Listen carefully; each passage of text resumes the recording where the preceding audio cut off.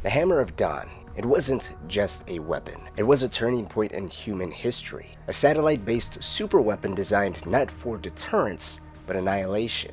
Built in the dying years of the Pendulum Wars, it was humanity's answer to a conflict that had gone on far too long, claimed way too many lives, and shown no signs of ending. But what made the hammer so terrifying wasn't just its power. It was the fact that it was made by humans to be used on humans. Its official deployment remains singular, just once. In the entire course of the whole Pendulum Wars, it was fired with intent.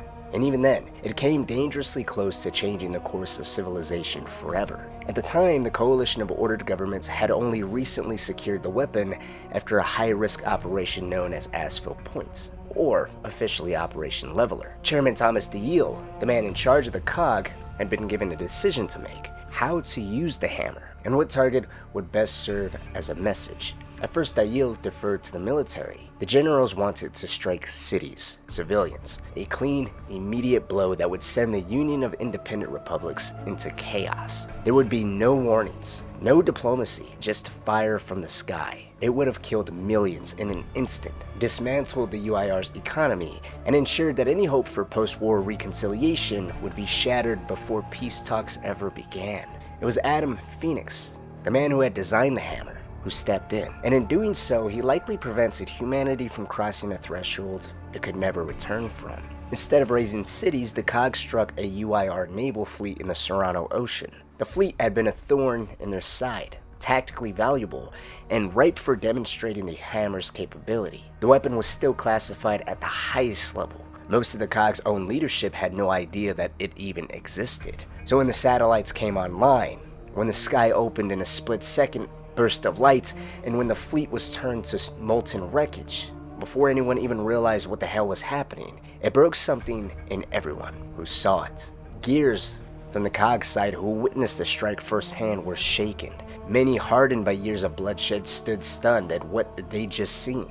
UIR Chimera helicopter crews screamed into their radios as their fleets vanished beneath them. The ocean, once filled with warships and veterans, was reduced to fire, smoke, and drifting corpses. Politicians scrambled to control the story. Commanders began planning for a new kind of warfare, and Adam Phoenix, perhaps the only man who truly understood the scope of what had just been done, was left grappling with his conscience. This weapon might have ended the Pendulum Wars, but it came with a question no one wanted to answer. If humanity was willing to do this to itself, what came next? The peace, thankfully, came quickly, though. Just days later, Premier Yuri Deschenko of the UIR agreed to peace negotiations after Thomas DeYille made it known in private phone calls that his cities will be next. It was a threat that he was willing to fulfill in a matter of hours. And no one in the UIR wanted to see the Hammer of Dawn used again. Nobody on the entire planet from either side had a countermeasure, no shield, no hope of surviving any strike.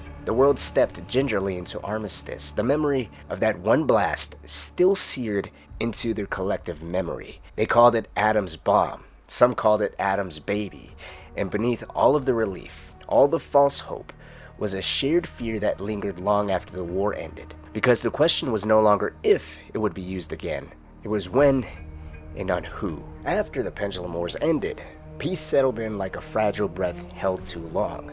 On the surface, it was hopeful, ceremonial even. Nations laid down arms, soldiers were pulled from the front lines. The great engines of war that had devoured generations were finally silenced. The coalition of ordered governments led a massive demobilization effort, convincing the world that unity had been achieved. And the Hammer of Dawn, the satellite weapon that had turned the tide of war, was locked away. It was sealed not as a tool of peace, but as a final answer, a last resort, something to be used only when the end truly came, when extinction wasn't a theory, but a certainty staring humanity in the face. A weapon saved for a day so grim, so absolute, that morality itself would be considered a luxury. That day arrived far sooner than anyone expected. When the locusts emerged from beneath the surface, they brought with them a nightmare no one was prepared for. Cities fell in hours, communications shattered, borders disappeared beneath the rubble. And as the world unraveled, the Hammer of Dawn, once shelved as too devastating for civilized use,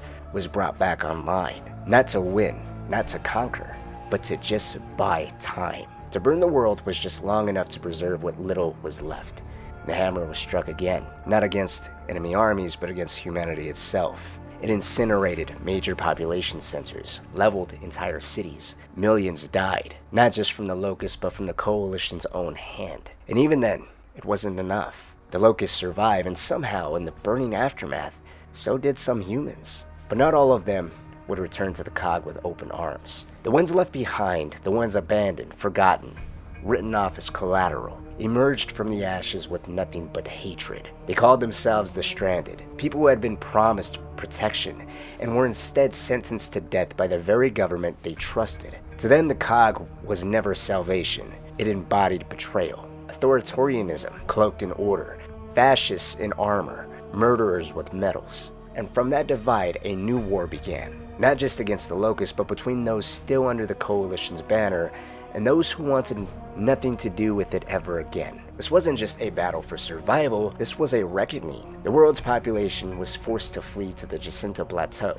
the last natural fortress above the locust's reach. It was an evacuation of unprecedented scale. Millions uprooted, jammed into crumbling infrastructure, herded toward a rock shelf humanity hoped would buy them more time. But time was all it was. No peace, no recovery, just delay. For the average survivor, the hammer marked the end, but for those still trying to lead, Adam Phoenix, Marcus Phoenix, Dom Santiago, Victor Hoffman, and Chairman Prescott, this was all just the beginning. The beginning of impossible choices, of sacrifice measured in megatons, of leadership tested not in the glory of war, but in the shadows of extinction. 1 year and a month after Emergence Day, Richard Prescott had only been in office for 2 months, a role he would have never held if Chairman Thomas DeYille hadn't succumbed to a heart attack. DeYille had been the one to lead the cog through Operation Leveler, the bold, untested raid on Asphalt Points and the Battle of Asphalt Fields, a campaign that didn't just mark a turning point in the Pendulum Wars, it rewrote cog military doctrine. For decades, the strategy had revolved around boots on the ground, tanks, artillery, infantry, but Asphalt changed everything. Under DeYille's leadership and Victor Hoffman's command, the cog gambled everything on an elite naval strike force and a freshly trained unit of Tyrant Royal Commandos. It was a massive leap. Every branch of the military was involved. The plan relied on deception, misdirection, and an operational risk so high it bordered on reckless, but it worked. The Hammer of Dawn was secured, and with it the war was won. DeYille had led the cog through the Pendulum Wars like the leaders before him. He carried on that legacy, and he arguably saw the cog through the most difficult times, not just during the Pendulum Wars and Operation Leveler and rewriting decades of how the cog just routinely ran and operated things, but he was also the one in charge during Emergence Day. He's been at the helm of the heart of the cog since the Locust's first attack, and he's been the one doing everything to try to keep humanity together, to save as many lives as possible while continuing to save face diplomatically. He was the experienced one, and despite his best efforts, the sheer human toll, the deaths, the crumbling infrastructure, the collapse of global communications, it was just all too much for DeYille to bear. And now Prescott had inherited what remained, a world falling apart, a coalition stretched thin, and a future hanging by a thread. From the day he took office, Prescott swore humanity would not die on his watch. The cog would not fall, not with him at the helm. But promises were easy. What followed were sleepless nights and endless meetings, trying to forge unity with statesmen too overwhelmed to care. Each of them buried in crisis, chained to their own borders, their own people, their own survival, too fractured to see the bigger picture. And Prescott was left trying to hold the world together before it finally collapsed in on itself. Just an hour ago,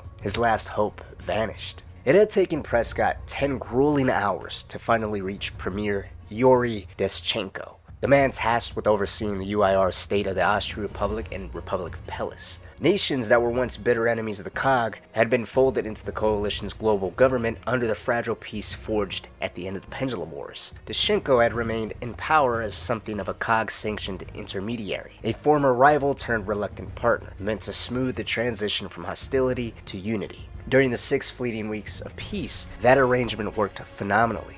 But since Emergence Day, everything had changed. In their brief, static-filled call just an hour ago, Deschenko told Prescott what he had feared most. The Republic of Austria was gone. He had just issued the final evacuation order. What forces remained what few civilians they could still move were all being pulled back to make their last stand in the Republic of Pelis. Deschenko hadn't slept in over a day. He'd spent the last 24 hours directing a chaotic retreat, trying to move millions of people across crumbling infrastructure, while an unstoppable enemy advanced behind them. It was madness.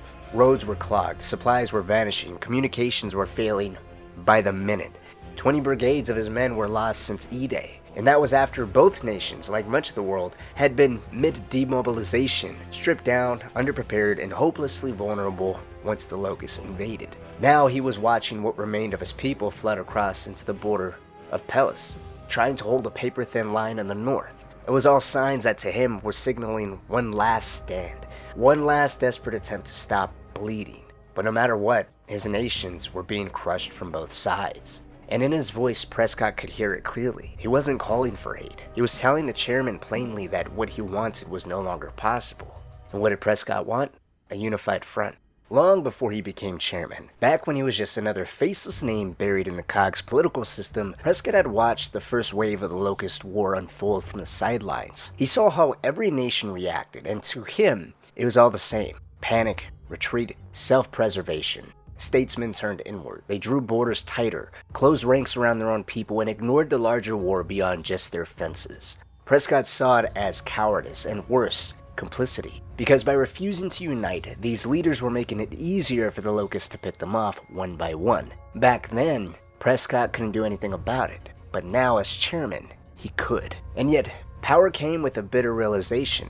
Even with authority, he couldn't change minds hardened by fear. Every conversation played out the same. Just like with Yuri Deschenko, whenever Prescott brought up a unified strike against the largest locust infestations, the response was always a quiet accusation. Those infestations, after all, were centered in Tyrus, the beating heart of the COG, Prescott's home.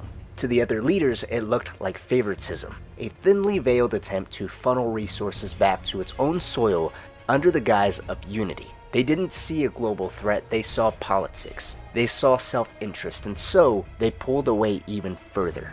But to Prescott, it was never about Tyrus, it was just about human survival. The Locusts didn't care about politics, they didn't recognize borders, they weren't fighting over land or sovereignty or pride.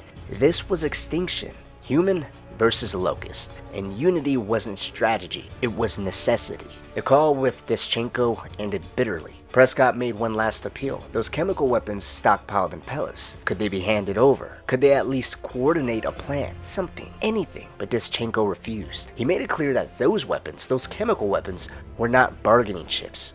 They were the final safeguard designed to be used on Pelis itself, in its final hours, against human and Locust alike. Those chemical weapons spelled out Armageddon for the nation of Pelis. And that word, Armageddon, lingered with Prescott long after the call ended. Deschenko had been his last hope for a unified front. Every other leader had said no. The only region still offering some help was the South Islands, but even they could only send troops. Brave ones, fierce ones. Gears like Bernie Mataki and Tai Kaliso, warriors who embodied the best of humanity. But courage alone wasn't enough anymore. Prescott needed something far more devastating. Now, with every diplomatic road burned behind him, Prescott summoned a meeting in the House of Sovereigns. Only 4 others would be present, all of them Tyran, all of them aware of what was truly at stake. And by the time the sun set on that day, those 5 people would set in motion the next chapter of humanity's history. One written in fire. The next phase of the war was about to begin.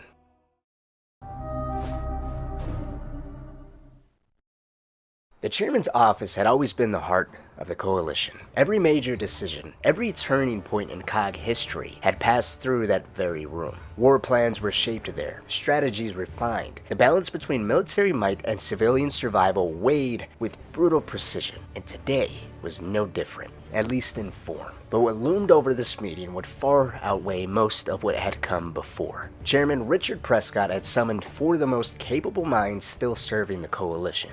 Attorney General Millen Audley, a veteran of law and policy who looked long past retirement but had endured the pendulum wars from behind the scenes. General Solomon Bardry, chief of the COG's defense, a man charged with holding together what remained of humanity's crumbling military infrastructure. Colonel Victor Hoffman, head of special forces and a living legend among the Gears. And finally, Professor Adam Jonathan Phoenix, the Coalition's greatest scientific mind, chief weapons director, and the architect behind its most devastating creations. To Hoffman, something about this meeting felt different the moment he walked in. He'd been in dozens of classified sessions before. He'd even sat at this very table when the Asphalt Point operation was first being drafted.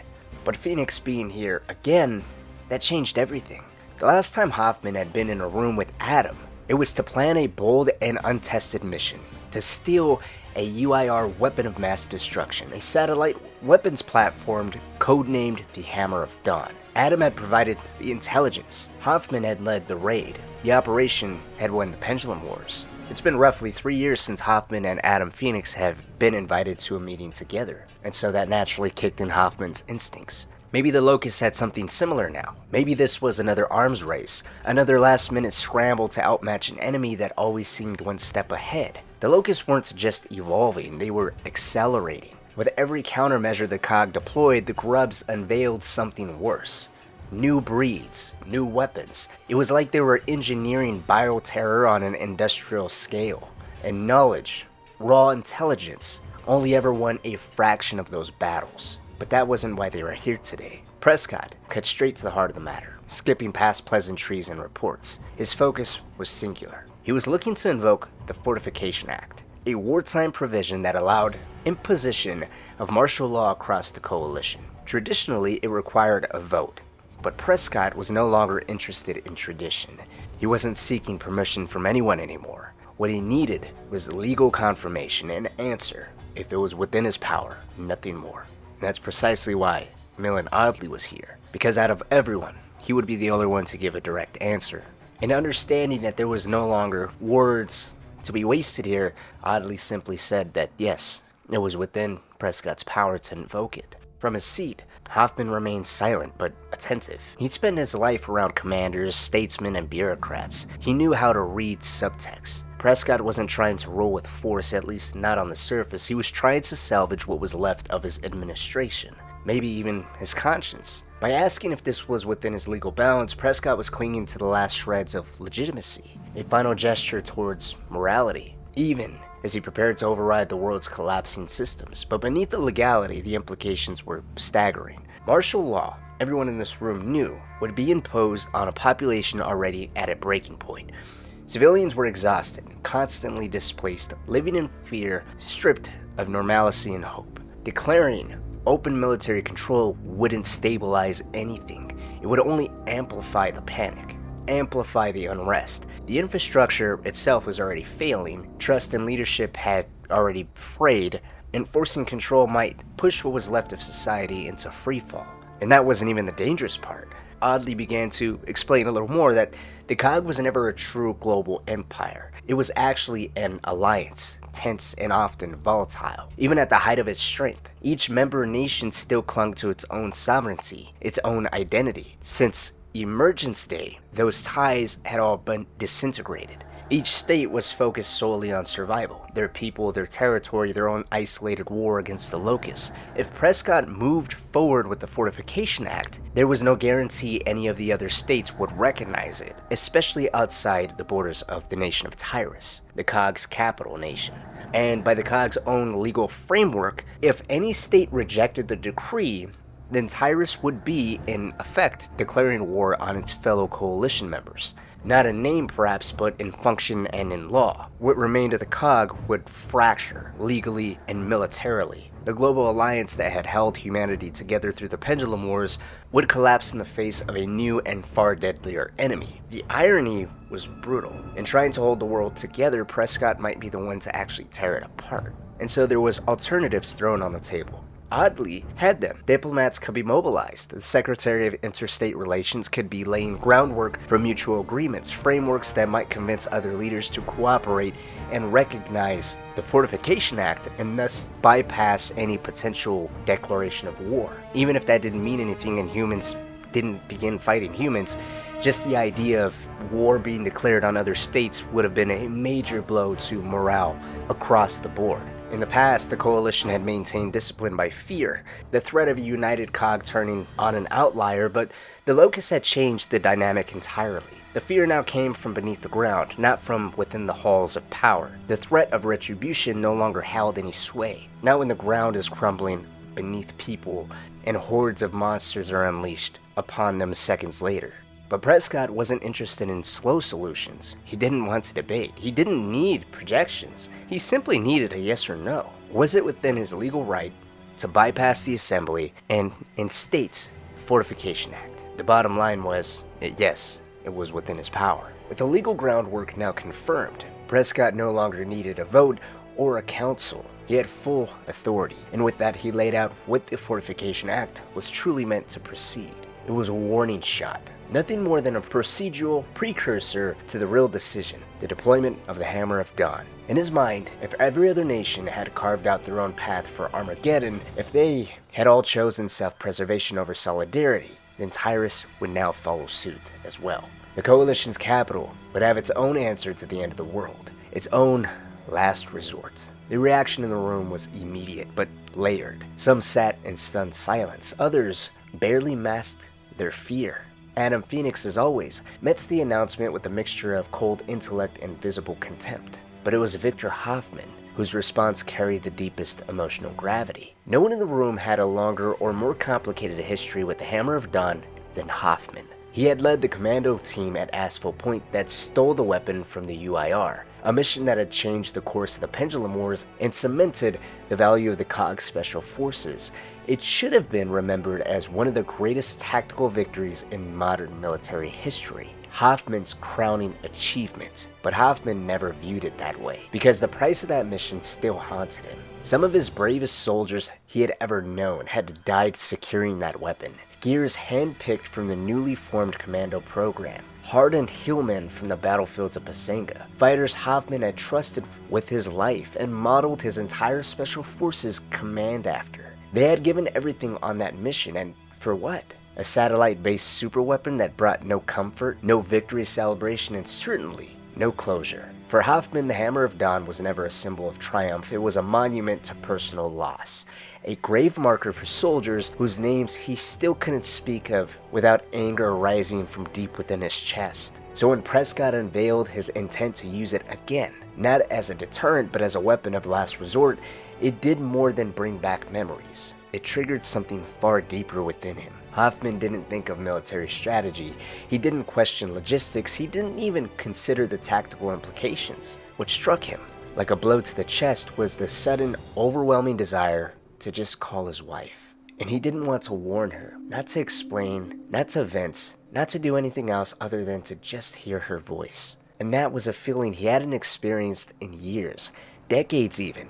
After more than 20 years of active combat and command, nothing on the battlefield had ever made him feel this helpless. But the Hammer of Dawn, this decision was different. It marked a turning point, not just in the war, but in what the war was. Because during the Pendulum Wars, there was always something to fight for. There was always an after, a time and a place untouched by conflict. Somewhere, a soldier could dream about returning to something. But the Hammer of Dawn destroyed that illusion. It didn't care about borders or politics. It burned indiscriminately, wiping cities off the map with clinical precision. It represented a level of destruction that erased any notion of a future, of rebuilding, of peace. It made the war feel final. Not a war for territory or ideology, but one for existence itself. The hammer didn't just end battles, it ended the idea of hope. And now, with Prescott ready to unleash it once again, Hoffman understood what this war had become. There would be no victory,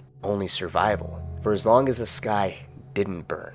While Hoffman sat quietly, still grappling with the emotional weight of what had just been proposed, it was Professor Adam Phoenix who finally broke the silence. Of all those present, he was the most visibly unimpressed. There was no fear in his expression, only a dry, pointed kind of disbelief. In his mind, Prescott's announcement didn't reflect bold leadership, but ignorance. To Phoenix, it was obvious the chairman didn't fully understand the Hammer of Dawn. The weapon had only been deployed once in any official capacity, fired upon UIR naval forces during the final years of the Pendulum Wars. That strike, while deadly, had been carefully limited. It was a message, a deterrent. Even then, it had cost lives at sea. but it did spare cities. The world had recoiled from the horror of what it could have been, and the Cog had never dared use that weapon again. Not because it lacked power, but because it lacked precision. The hammer was never meant for the battlefield. It was a strategic asset, not a tactical one. And that distinction mattered now more than ever, because the war they were fighting wasn't on the open sea or on the fringes of uninhabited zones. It was within cities,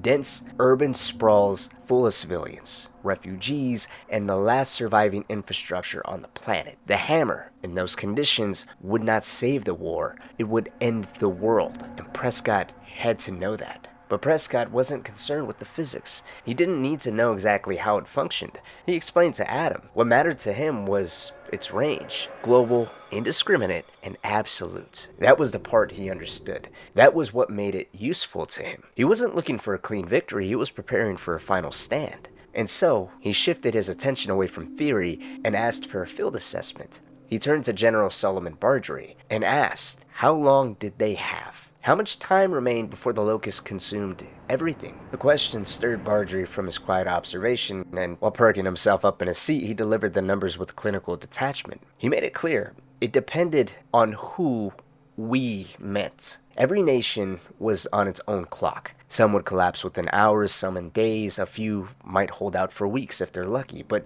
whether they admit it to themselves or not, the end was already racing towards all of them. If we meant the nation of Tyrus, the coalition's capital and strongest remaining state, then they were in the best position. And even that, Bardry explained, only brought them time, not even victory. Best case scenario, they have a maximum of 1 month. With every advantage in their favor, with every asset at their disposal, they had no more than 30 days before the locust reached every border, overwhelmed every defense, and brought extinction to every city still standing. And there was no more fallback plans, no contingencies.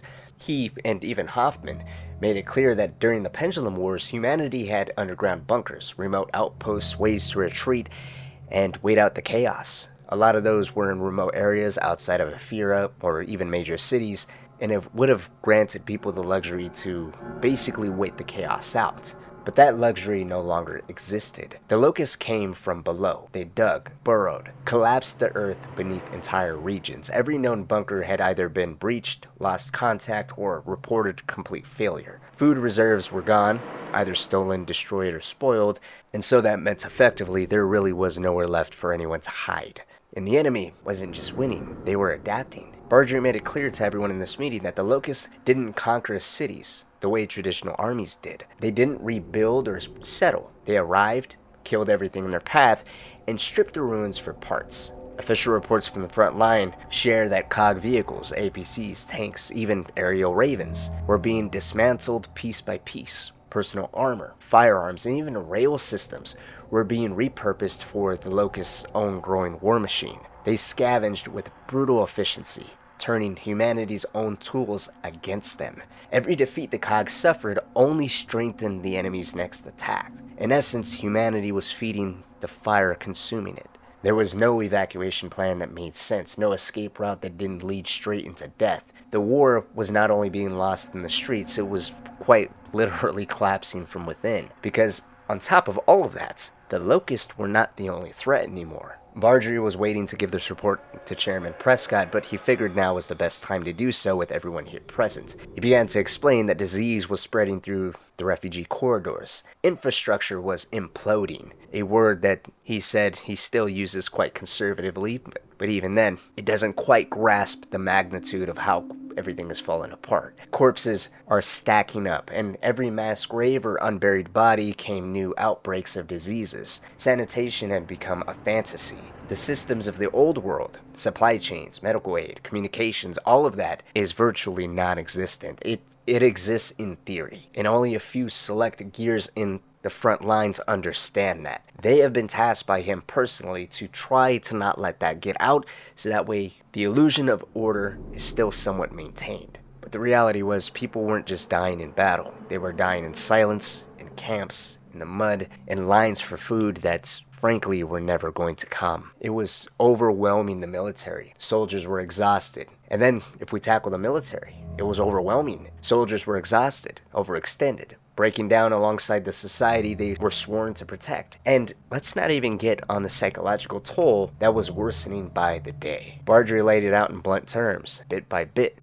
The war, it was lost. And that wasn't a projection, it was a reality already playing out in real time. The locusts were everywhere. No major city had been untouched. Every line of defense had failed or was about to. And Prescott interrupted him, claiming that was exactly why he was ready to deploy the Hammer of Dawn. To him, it wasn't a weapon of victory, it was a tool of denial, a final act of resistance, a way to rob the locust of the very spoils they had come to claim. If humanity can no longer hold the ground, they will burn it. If they couldn't protect their technology, they will destroy it. If cities were going to fall, they would make sure those cities became tombs for the enemy as well. It was scorched earth. Final fire before the dark. It was almost as if every time Prescott said that, silence took over the room again. Because it did. This time silence lingered like a slow building pressure, thick enough to smother the air. And then Bardry spoke once more, only this time not with protocol but frustration. If this was what Prescott called acid denial, then it needed to be called by its true name, because from what it sounds like, Prescott wasn't proposing tactical containment. This was planetary denial, just Prescott using politics to skirt around the bluntness of it. The strategy, if you break it down, was brutally simple. If humanity can't have Sarah, then no one can. And if that was the path forward, then Bardry asked what came after, because the truth of the matter is, and he made sure to point out that everyone in this room knew this, once they lit the world on fire, once the Hammer of Dawn reduced cities to ash, who did they think would be left to fight? It was naive to believe the locusts would be wiped out. No one in the room, not even Prescott, truly believed that. All of their experiences, their field report, their hard-earned understanding of this enemy, pointed to one inescapable conclusion. This wouldn't end the war. It could buy them time, maybe. But the question lingered like a toxin. Was it worth sacrificing their own people to gain a few weeks of breathing room? The truth of the matter was, yes. Prescott accepted that cost, not with remorse but with cold certainty. The deployment of the hammer was a calculated reset. It wasn't a solution, it was a stall. The goal was to delay the inevitable, to create a final fallback point where something could be somewhat saved. Doing nothing meant extinction within 30 days, so the chairman chose annihilation on his own terms, rather than outright surrender. Prescott rose from his seat, crossed the room to a wall-mounted map. As his fingers traced the surface, he pointed out the only city still untouched by the locust, Ephira, capital of Tyrus. The other city was Jacinto. Not because they had better defenses or more soldiers, but because of what lay beneath those two cities. Both cities sat atop the largest continuous granite shelf on the planet, a dense and ancient barrier that locusts had yet to tunnel through. It was a natural fortress beneath the soil. While the rest of the world collapsed from below, these two cities had endured. Not by design, but by geology. Prescott marked them as humanity's last hope. And so, the plan was clear. He wanted to evacuate what remained of the global population to these two cities, rally what forces they had left, and fire the Hammer of Dawn everywhere else. The orbital weapons would be prepared for full-scale deployment. But of course, there is a problem. The Hammer didn't have enough satellites for a simultaneous strike across the entire globe, and so it had to be done in cycles, target by target. Coordinates fed into the system, lasers fired, satellites repositioned, and then the next round. It was systematic, not immediate. And so Prescott instructed Bardry to prepare a priority list. He wanted targets to be hit first, and then work their way down that list. Before Prescott can continue with his plan, Bardry, processing the implications, would speak up. He'd ask what would determine these priorities. How would they know which places to hit first and which places to hit last? Prescott looked Bardry dead in the eyes and simply said population density. Large cities, wherever the locusts were most active, wherever the most human lives and resources still existed, those would be first to burn. Cities still resisting, cities that hadn't even yet fallen. That meant all of them defaulted to annihilation first. Hearing that, Hoffman, sitting silently until now, began to spiral. The deeper this meeting went, the more it broke him. Emotionally, mentally, this was no longer a war, it was something else entirely. A controlled collapse, a sanctioned massacre, and the weapon being used for it, he helped secure it. The Hammer of Dawn existed because of him, and now it was going to be used not to save humanity, but to kill it. The guilt weighed like lead on his chest. And he wasn't alone. Adam Phoenix had reached his limit. Cold, brilliant, and famously detached. Adam had spent years locking himself away in labs and data centers, pursuing theories with relentless precision. And now, in this room, facing the reality that the weapon many called his baby was about to be turned on his own people, he cracked. The plan was madness. No warning, no logistics, no consideration for the millions who would be obliterated by their own government. Even if the announcement was made, there wasn't enough ships, trains, or safe corridors left to move the world's survivors to the Jacinto Plateau. This wasn't evacuation, this was a death sentence for the entire planet. As Phoenix began to think more and more about what this truly meant, he started slamming his fist down on the desk, making it known. Millions of people will die. They will die. But Prescott, calm and unshaken, outlined his intent. He will give a planet-wide recall order. Every surviving human, regardless of nationality, allegiance, or history, whether if they had once fought for the cog or against it, it didn't matter. They would be granted asylum in Ephyra, but they would have to make it to Ephyra. Find their own means of transportation, doesn't matter where they're at on the planet, they would have to get here. And they would only be given 3 days to reach that city. Hearing that only fueled Adam's rage. 3 days to move millions across broken nations through crumbling infrastructure under siege by an enemy that lived beneath their feet. That was impossible. It was reckless, it was insane, and yet as Adam pounded his fist against the table in fury harder and harder, the room saw something in him they hadn't seen in years. It wasn't the scientist, it was the soldier. Before becoming the COG's chief weapons director, Adam Phoenix had been an elite officer, leader of Howard Company in the Royal 26 Infantry, a unit known as the Unvanquished, one of the most respected outfits in the early Pendulum Wars. Hoffman had served in the same division, though never directly or alongside Adam, but even being a part of the same regiment, normally that would have earned Hoffman's quiet respect, but not in this case. Because Hoffman couldn't stomach how Adam treated his son Marcus. A soldier, Hoffman considered exemplary, loyal, hardened, everything a gear should be. But Adam had treated his son like a report to be filed. He was always business first, fatherhood second. Or, as far as Hoffman seen it, not at all. It all only deepened Hoffman's bitterness, especially now, especially when the hammer, Adam's hammer, was going to be the reason millions of Hoffman's gears and civilians alike would die. Created a bit of quiet resentment in the room, and as Hoffman watched Adam, the ever-stoic academic, finally come undone, it was both satisfying and terrifying. If he was breaking, then maybe they were really past the point of saving. Adam's protests grew louder, more desperate. The mass death, the impossibility of it all. None of it mattered now, though, because Prescott just gave a silent nod to Bardry, who stepped forward to explain the next complication. The moment the evacuation order would be issued, he explained, the Locust would know. Once the population began moving, the enemy will sense it. Trails of heat, noise, chaos, millions in motion. It would draw the Locust like blood draws sharks. That meant they had a choice to make. Strike after the evacuation began, risking interception and massacre, or strike before. Give no warning. Pure covert annihilation. Kill the cities first and tell the world why it had to be done after. And it sounds like they're avoiding that.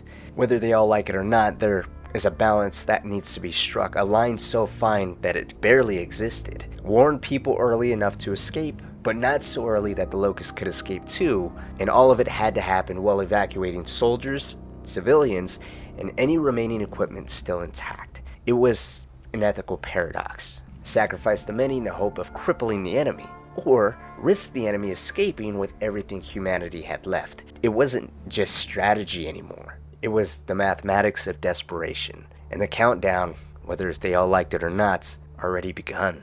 Hearing that, Adam Phoenix had gone quiet. His fingers worked absently with a pen, rolling it between them like a technician threading a bolt. He wasn't stalling, he was bracing. Then at last, he spoke. The Hammer of Dawn, he explained, wouldn't just kill in one phase. Everyone in the room already knew about the first phase, the immediate annihilation. That's kind of a given. Cities turned to ash, skies lit with orbital fire, the kind of devastation humanity had only ever theorized. But the second phase, he warned, would be far worse. This wasn't just a fire. It wasn't just press a button and city's gone and that's it. It was atmosphere, fallout, chemistry. At the scale that Prescott's proposing, multiple strikes repeated across the globe, the consequences would reach far beyond the battlefield. Combustion from orbital-grade blasts would contaminate the air, water, and soil. Debris could choke the skies, blocking sunlight, plunging entire regions into artificial winters. It wouldn't just be humans dying. Animals, crops, entire ecosystems would begin to die. Maybe not immediately, maybe not within days, but in weeks and in months that followed. And how they can recover is all theoretical. No one can really know how the planet will shudder and recover if it ever manages to recover. It's destruction that no one in this room can possibly fathom.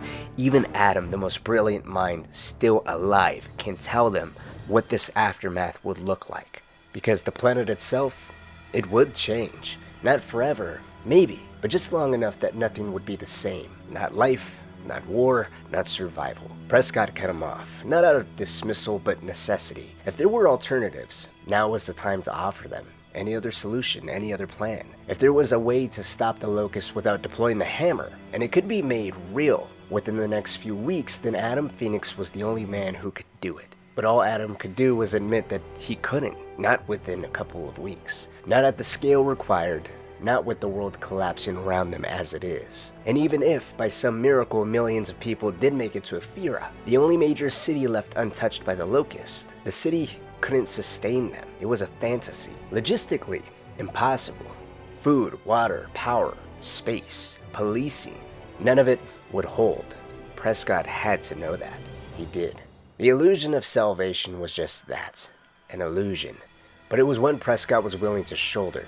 If the price of preserving something, anything, of humanity was bearing the burden of that lie, then he would carry it alone. This wasn't about fairness anymore, it was about legacy. Either they saved what they could, however they could, or they all shared in extinction. Equal death, equal silence.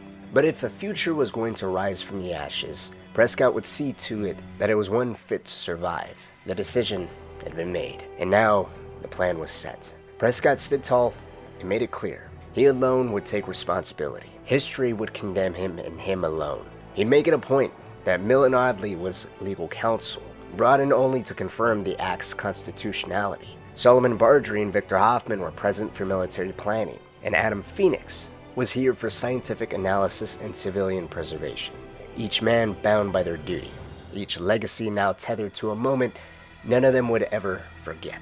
A moment none of them historically would ever have to answer for, save for Richard Prescott himself. With that finality, Prescott asked for the keys. The Hammer of Dawn required 3 activation codes, or 3 literal keys. One belonged to the chairman himself. The second was held by General Bardry, who kept it looped onto the same chain as his cog tags. The third belonged to Victor Hoffman, tucked beside the key to his front door, as though that weight was easier to carry than what it actually unlocked. Together without words, the 3 men turned their keys simultaneously. The Hammer of Dawn was now primed. From this moment forward, the clock was ticking. Bardry would begin tracking locust movements in real time, identifying the largest infestations and civilian choke points. Phoenix would be responsible for refining strike calculations, estimating blast ranges, collateral fallout, and the spread of environmental damage. Once the targets were finalized and the window for striking was optimal, that's when Prescott would issue the recall order, followed swiftly by the public announcement. That recall would trigger the largest human migration attempt in history, a full-scale planet-wide evacuation to the Jacinto Plateau. No matter where they came from, former enemies, foreign states, ex-UIR soldiers, or even COG citizens,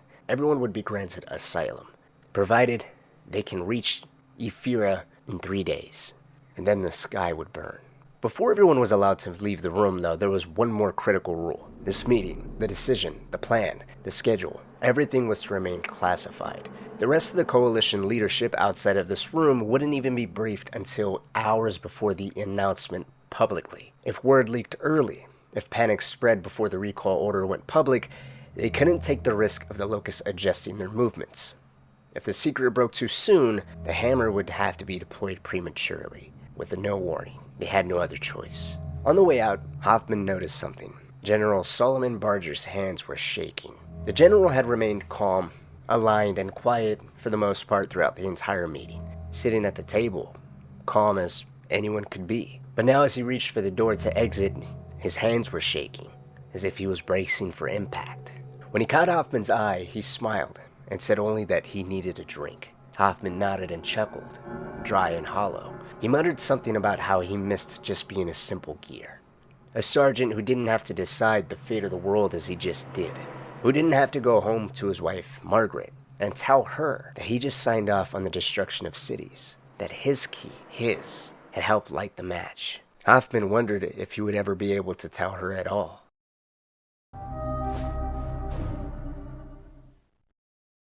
Prescott had issued a full military recall to Ephyra nearly 2 days before the Hammer of Dawn strikes were officially announced. No civilians had been warned, no evacuations ordered, no public explanation given, just one quiet directive.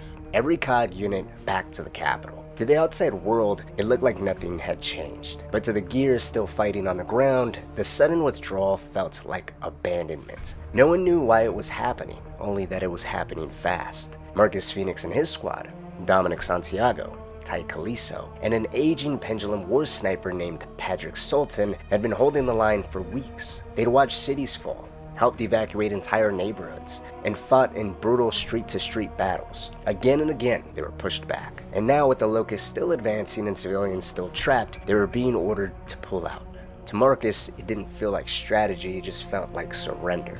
But none of them had the full picture. All they knew was what they had seen with their own eyes. The Locusts were relentless and nowhere was truly safe. On the way back to Ephyra, their transport gave out. The engine overheated and died somewhere south of Kinner Lake. With no way to radio for help, they started walking.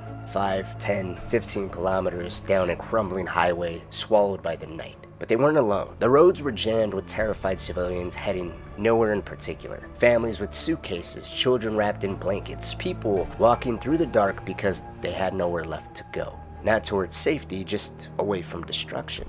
And while Marcus and his squad marched in the dark, another conversation was unfolding far above their heads, miles away. That same night, inside the House of Sovereigns, Adam Phoenix met with Chairman Richard Prescott. It wasn't a political meeting, it was personal. Adam had just one final request, to bring his son home. He didn't say it directly, he didn't need to. Marcus had not yet reported back to base, and Adam was worried sick. Prescott listened. He knew who Marcus was, an exemplary gear, decorated with the Embry Star, the COG's highest medal for bravery, a soldier with a reputation even the brass could not ignore. And despite Adam rarely ever speaking about his son or even showing affection to Marcus publicly, Prescott was keenly aware that Adam kept close tabs on his son, and so Prescott agreed to the favor. He told Adam that if necessary, he'd have Marcus flown back himself, but deep down, Prescott didn't do this out of compassion, it was about leverage. Adam Phoenix was going to be vital in the days ahead, and keeping him cooperative meant making sure his son survived what was coming. This actually wouldn't be the only time Prescott would leverage Marcus against Adam. This would be the first time that he does it, and does it without Adam knowing. Just something to keep in his back pocket, as let's call it a show of goodwill right now. Before concluding this meeting though, Adam did ask for one more thing.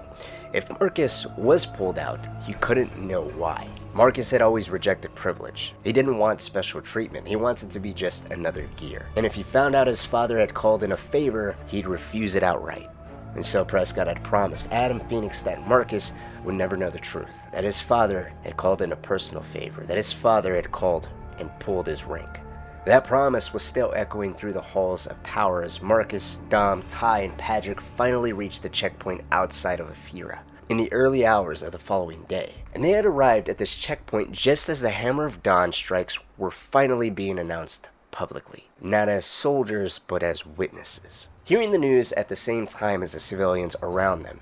And suddenly, every gear in uniform became a target, not of violence but of pure panic, desperation, of unanswered questions. This wasn't just a checkpoint anymore, it was a fracture line.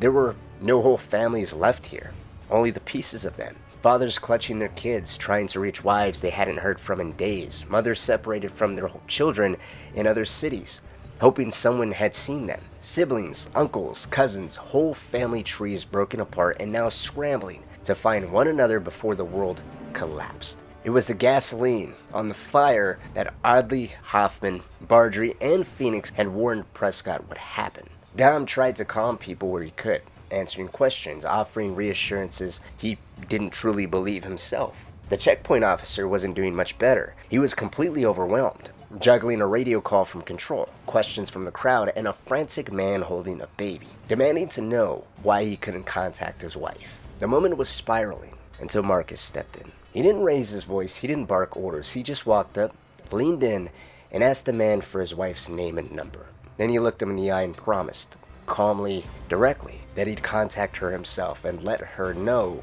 that her husband was alive. The man stopped shouting. Marcus looked the part of a hard bastard, tall, scarred, graveled voice, pale blue eyes that rarely blinked. But what mattered wasn't how he looked, it was that he meant what he said. And somehow in the middle of everything, that still counted for something. With the immediate tension eased, Marcus turned to the checkpoint officer and asked what was needed. The response was simple but impossible: to clear the road. Thousands of vehicles clogged the highway. Cars, trucks, transports, blocking critical access routes for incoming COG convoys. The officer explained the priorities: military transports first, then refugee caravans second. Marcus and his squad could help move the traffic, but Marcus himself wasn't allowed to go anywhere.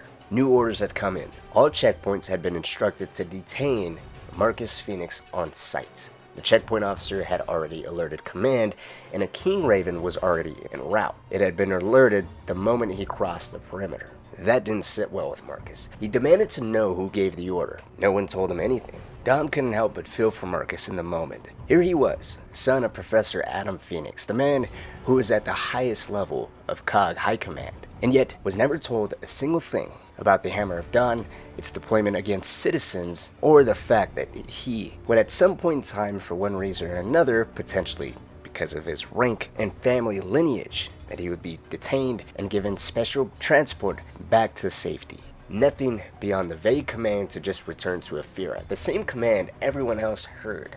Marcus tried to explain that they were already following orders to just return home, so why the sudden interest in just him?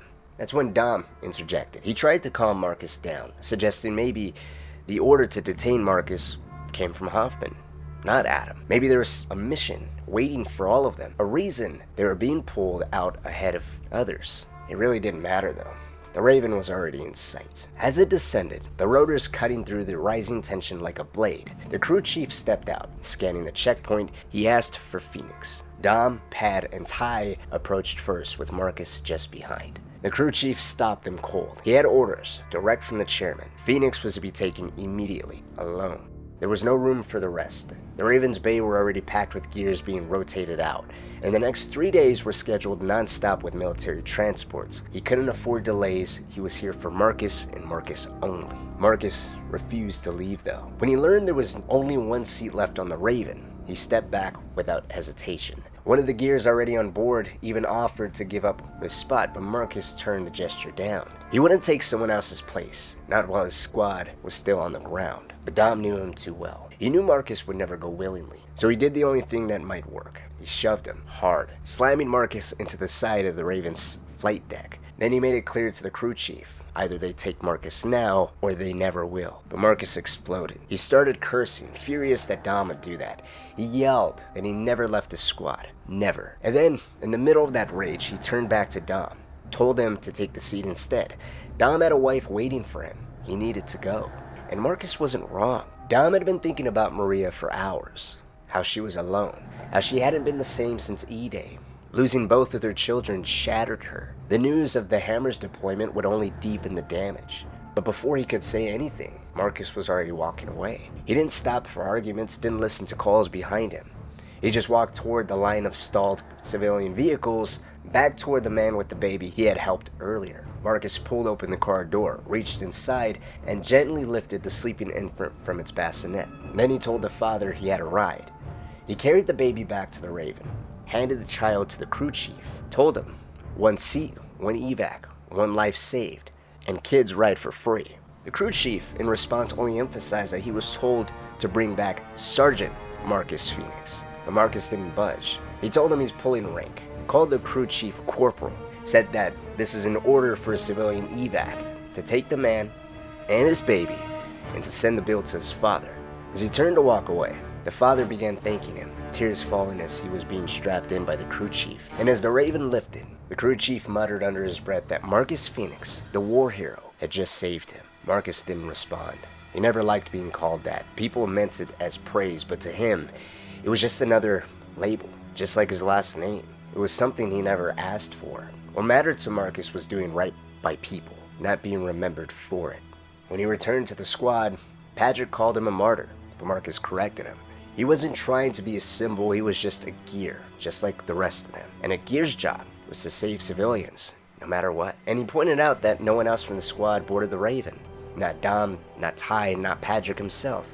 So together, they got to work, clearing the abandoned vehicles from the road, making space for military convoys that would be coming through with more troops, more evacuees, and more lives to protect in the days ahead. As Marcus immediately got to work, Dom didn't feel angry anymore. Watching Marcus do what he did made Dom think of his father. He used to tell Dom and Carlos that the test of a man wasn't how he acted when things were easy, but how he held himself when the world was crumbling around him. And Marcus passed that test every single time. They all had, just by surviving this long. But in that moment, standing there in the cold, all Dom could think about was how much he missed his own father. A man lost to E-Day, gone in the first wave, long before any of this had all begun.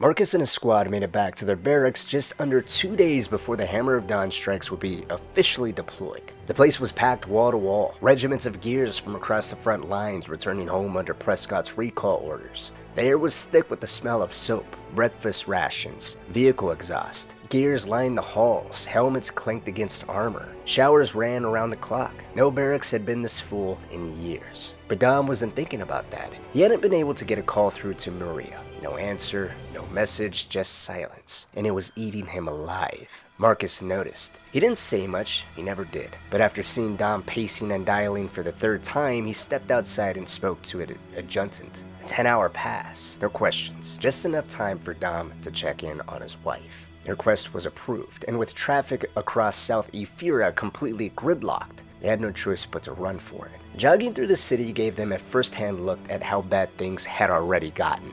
Hotels overflowed with refugees, people standing in lines that stretched out into the streets just for a place to sleep. Police officers, once respected, even feared in a city as disciplined as Ephira, were now being shouted down in public. That was rare. Tyrants didn't usually argue with authority, but these people weren't from Tyrus. Dom was the first to notice the accents, different dialects, different languages. These weren't COG citizens, they were former UIR civilians, refugees flooding in from across the continent already. Just days earlier, in a meeting behind closed doors, Adam Phoenix had warned that this would happen, that once the recall orders went out, policing the city would become a nightmare. Now Marcus and Dom were seeing it with their own eyes, and this was only the first wave. In 48 hours, the hammer would fire. More people would come, more camps would overflow, and even with gear stationed throughout the city, it was hard to believe they'd be able to keep up. The entire south side of Ephira had become a sea of headlights, streams of vehicles waiting to push through the city limits, an endless ocean of desperate families. It was so densely packed it seemed more practical to just fly gears home rather than drive them in. That is, if the Ravens even held together long enough. Everything was under strain. Ravens, armor kits, weapon systems, APCs, you name it. A year of war against the Locusts had stretched the COG supply chains to the breaking point, and now the evacuation effort was only making everything worse. Marcus shook his head. As they pushed through the crowds, watching thousands of people inch forward in stalled vehicles, he said they'd never see a sight like that again. Not this many people and not this much motion, a city trying to breathe through panic. It took another 15 minutes of weaving through the chaos before they reached Dom's apartment. The sun was just rising, casting pale light over the city as Dom flung open the front door and shouted for Maria. No answer. He searched every room, panic rising. His voice cracked as he called her name again and again. Marcus stayed quiet but steady, keeping his eyes on his friend while Dom spiraled deeper into fear. Then Marcus made a call to his father. Adam answered. As it turns out, he had picked up Maria some time before. It never occurred to him or Maria or anyone else to just leave a note or anything to inform Dom or Marcus that Maria was safe back at the Phoenix estate. and she was more than safe. She was resting under the watch of COG medical personnel and the best doctors they had. Adam didn't want to take any chances, not with her PTSD, not with the trauma she still carried from E-Day. He knew what was coming, and he refused to let her face the end of the world alone. It was an overwhelming gesture to Dom. No matter how odd Adam and Marcus's relationship seemed to him, he mentioned to Marcus that he couldn't deny that his father had always done right by Dom and by Maria. And for this move, he's forever in Adam Phoenix's debt. Dom wanted to sprint toward her. The moment he knew Maria was safe, he instinctively turned to run. But Marcus stopped him, told him to stay put. His father had already arranged transport. Adam Phoenix, for all of his distance and faults, was still COG, a decorated professor, a man with access to systems others just couldn't touch. While the rest of the city crawled through gridlock and chaos, he'd made a call. And just like that, a COG government vehicle pulled up. A light bar flashing across the roof. No sirens, no escort, just efficiency. Marcus and Dom climbed in. Dom couldn't help but point out the irony. Marcus had turned down a Raven evacuation earlier, but here he was, getting into a chauffeured government car for Dom.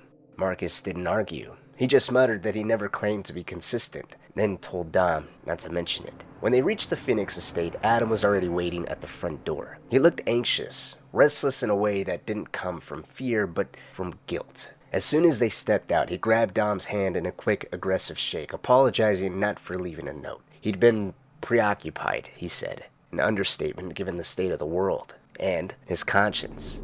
Dom was fully aware that the hammer only existed because of Adam. He made it possible to burn the world, and there was no denying that people would blame him. But then Adam turned to Marcus. Father and son didn't embrace. They rarely, if ever, did. But the concern in Adam's eyes said more than words ever could. All he asked was how Marcus was holding up.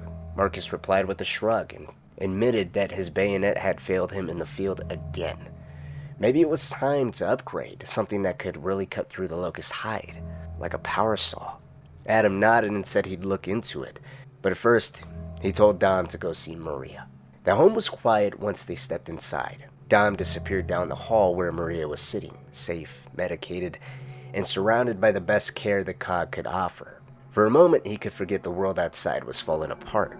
Marcus lingered, eventually, until Adam pulled him aside. Their conversation was private, hushed. Dom didn't hear much, but he caught fragments, and he could feel the weight of it even from across the house. Adam, in his own careful, reserved way, was trying to ask Marcus for forgiveness. He hadn't wanted the hammer to be used. That decision hadn't come easily, but he was out of time, out of options, and he regretted what the world was becoming, regretted what it might cost Marcus, what it had already cost him. He didn't say the words directly, but the meaning was clear. If Marcus could forgive him, he hoped that he would. But Marcus just shook his head. He told Adam there was nothing to forgive. He had personally seen how bad it was out there. He'd seen what the locusts were capable of, and when things get that bad, no one walks away clean. You just do what you have to. You try to survive, and that's not something anyone can be forgiven for. It's something you hope you endured with enough clarity and conviction to make it worth the cost. And then it went quiet again. 2 men, a war, and no clean answers between the both of them.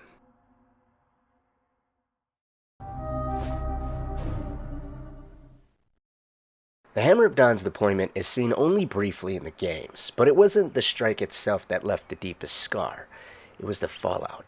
The impact blanketed the planet in ash. Across Sarah, skies turned black. In Afira, the last organized stronghold of humanity, the sun was choked out by atmospheric debris, just as Adam Phoenix had warned.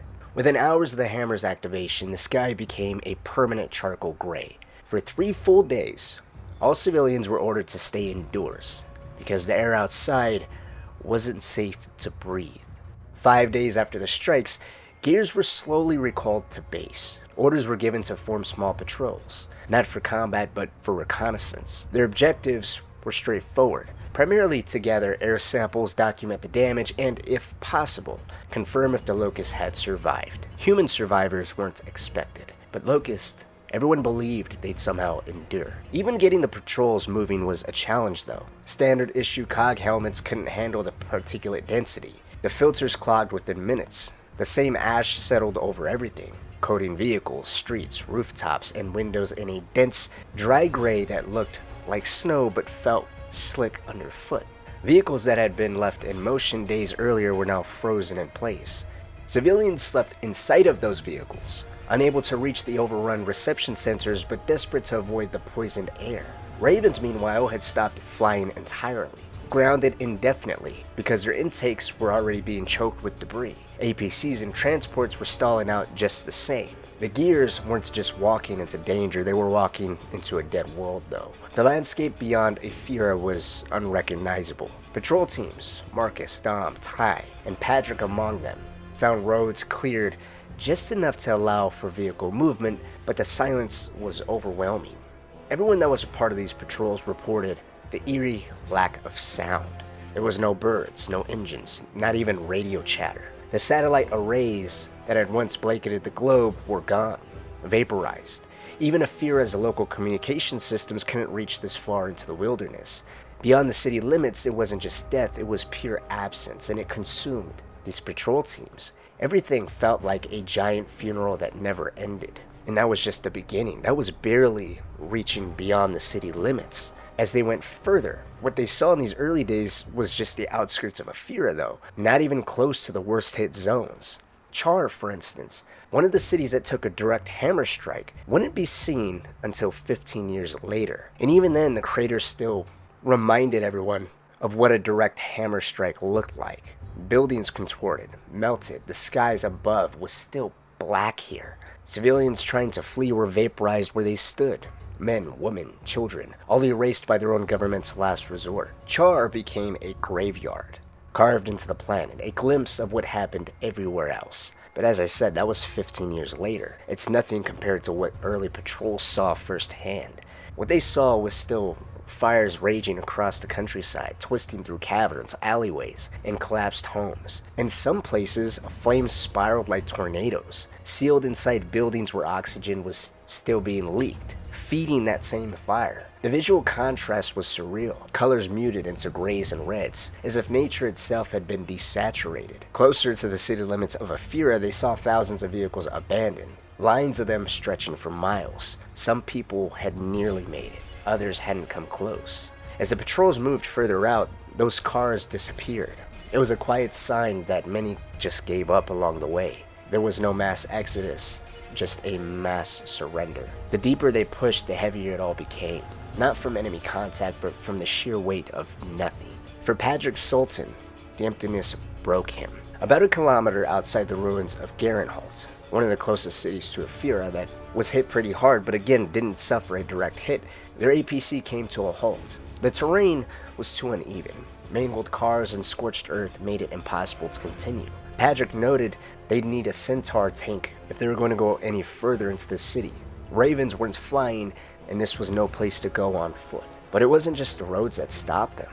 Dom noticed something else. The air here wasn't like the rest of Ephira. It wasn't just gray, it was pure black. The smoke thickened, clinging to the horizon.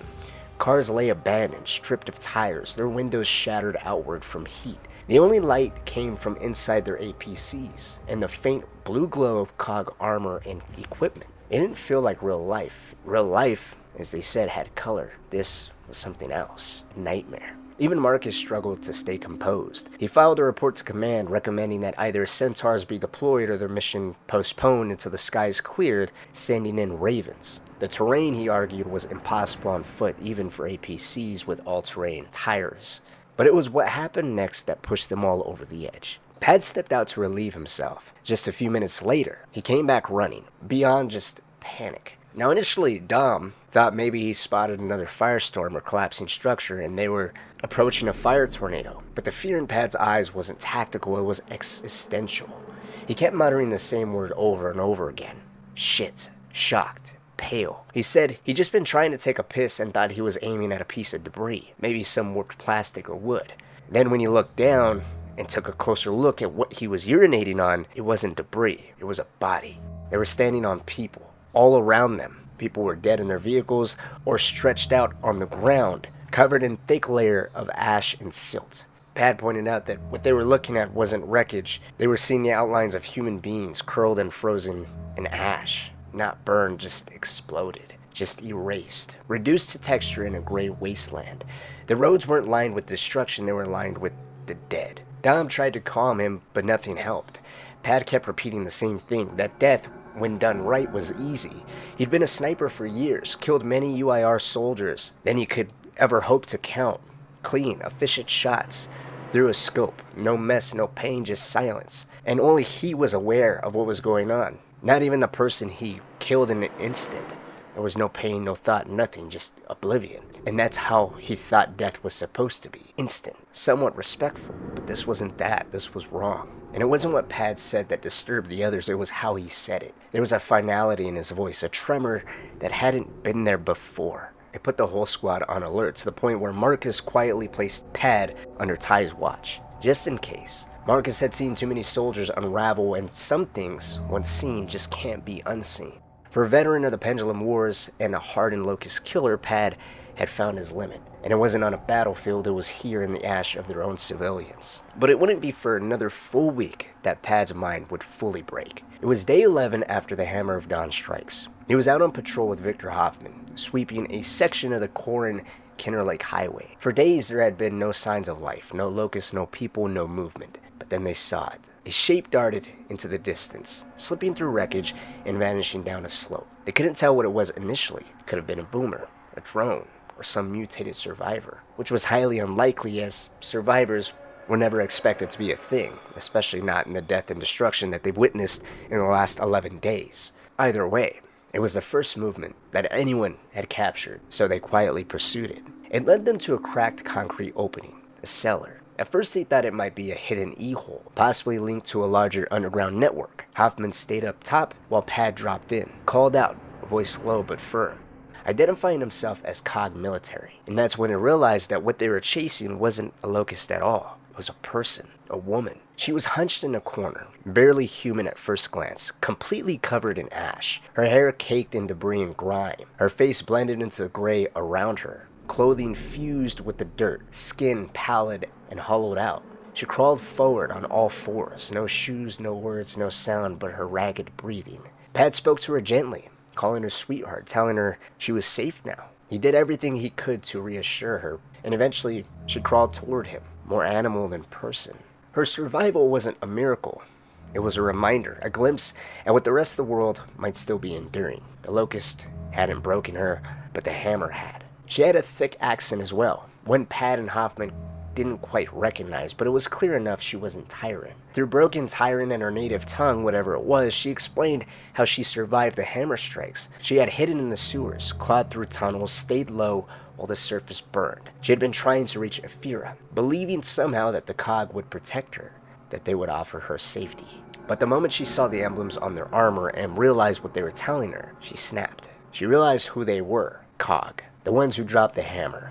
The ones who turned the skies black. She erupted in rage, shouting in her own language, with fragments of Tyran mixed in. Pad didn't understand every single word, but he didn't need to. She was calling them murderers. She said she came here seeking asylum, that her family had believed the COG would save them, but instead, they were all vaporized, burned alive by the very government that promised protection. The Locust hadn't taken her family, the COG had. Pad stepped forward, tried to calm her down, offered her water. She looked like she needed it, exhausted, half-starved, barely able to stand, but she slapped it away and spit in his face. Her nails scratched at him, clawing deep across his cheek. She said she would never go with them. She would never trust soldiers who carried an execution and called it salvation. And then she turned and disappeared, back into the cellar shadows, back into hiding. Pad didn't move. Blood ran down his face where her nails had cut him, but he didn't care. He simply sent the water bottle down at a cellar entrance and whispered that he was sorry. It was all he could offer. The guilt he carried wasn't unique to him. Many gears felt it, quietly, deeply, but there was only so much space for remorse in a world still burning. As time went on, the divide between survivors like her and the COG grew wider. Those who had once looked to the Coalition for protection now rejected its very existence. They refused evacuation, refused service, refused to be counted. They became known as the Stranded. Cut off, left behind, a people with no allegiance and no trust left to give. To the COG, the Stranded eventually became a problem. Scavengers, degenerates, a moral burden. The military saw them not as victims as time went on, but as obstacles. They hoarded stolen gear, scrapped military vehicles for parts, refused to join the fight against the Locust. Worse, they resented the Gears who still had warm meals and working armor. Resented the institution that had burned their cities and called it mercy. But even then, the question lingered. Can you really blame them? Can you hate the ones who refused to kneel to the machine that signed their death warrant? Can you call them selfish for not rushing to serve a government that made them collateral? Or is it just easier for soldiers and survivors alike to turn that pain into bitterness? Because the alternative is far worse. To admit that maybe the cog didn't just save what remained of humanity, maybe they helped kill it too.